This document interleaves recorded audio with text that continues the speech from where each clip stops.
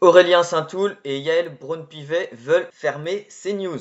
Ils n'ont pas eu assez de fermer C8, ben non, il faut qu'ils ferment CNews, parce qu'à ce qui paraît, il fait des clichés antisémites en direct, etc. Gna gna gna. Oh là là là là là là. Tout ça parce que CNews, ce n'est pas un journal de gauche. Et donc ils essayent par tous les moyens de fermer CNews.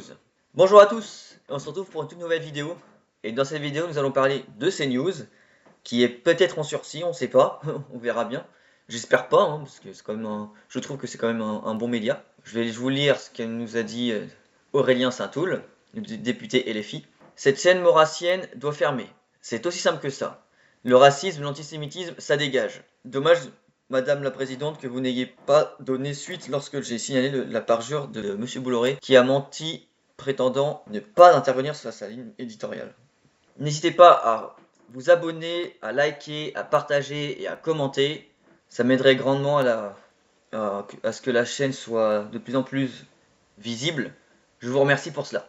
Il est passé 22h et Éric Tegner déroule les pires clichés antisémites en direct sur CNews. Les stéréotypes les plus crasses, la haine la plus froide, l'indifférence la plus lâche de ses interlocuteurs.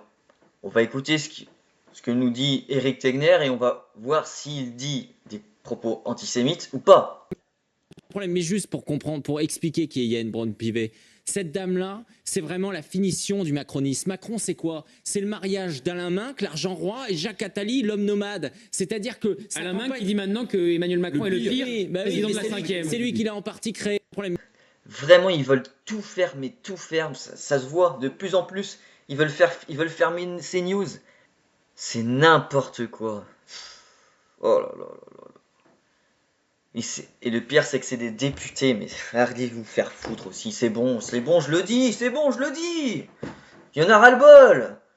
Ils font en sorte qu'on paye toujours plus d'impôts. Et puis, par exemple, là, Yael Braun-Pivet, elle nous avait dit il y a quelques jours de cela, oh, le patrimoine, ça vient du ciel, c'est par magie. Mais n'importe quoi, c'est les ancêtres, c'est tes descendants.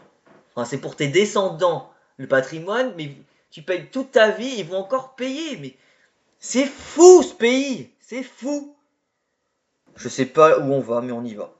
Puis maintenant, on va regarder Rima Hassan, parce que là, ils nous ont dit quelque chose, des propos antisémites. Évidemment, on n'a rien entendu d'antisémite.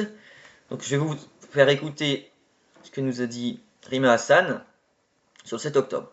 Par ailleurs, qu'est-ce que vous entendez par mode opératoire terroriste? Le 7, j'ai eu l'occasion de le dire, c'est un mode opératoire terroriste. Mais je veux dire, c'est comme les Algériens quand ils font péter des cafés ou des Français, des cafés de Français en Algérie. Parce qu'arrive un moment où le FLN, en fait, se dit on en est à plus de 100 ans de colonisation.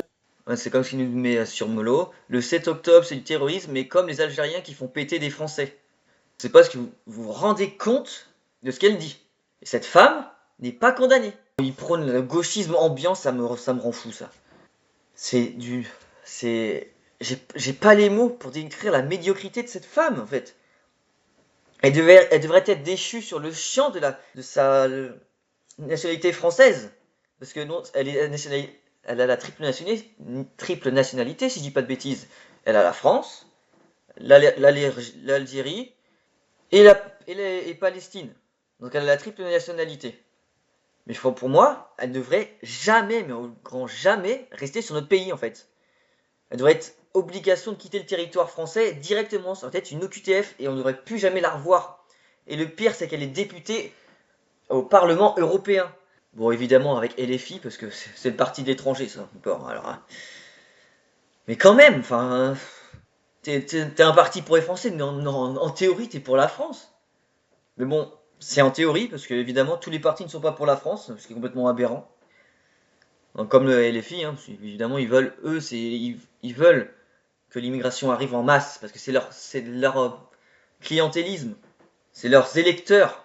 C'est pour ça qu'il y a eu pas mal de voix quand même pour LFI, parce qu'il y a énormément de personnes issues de l'immigration qui ont voté pour eux. Pas tous, évidemment, mais il y en a beaucoup qui l'ont fait.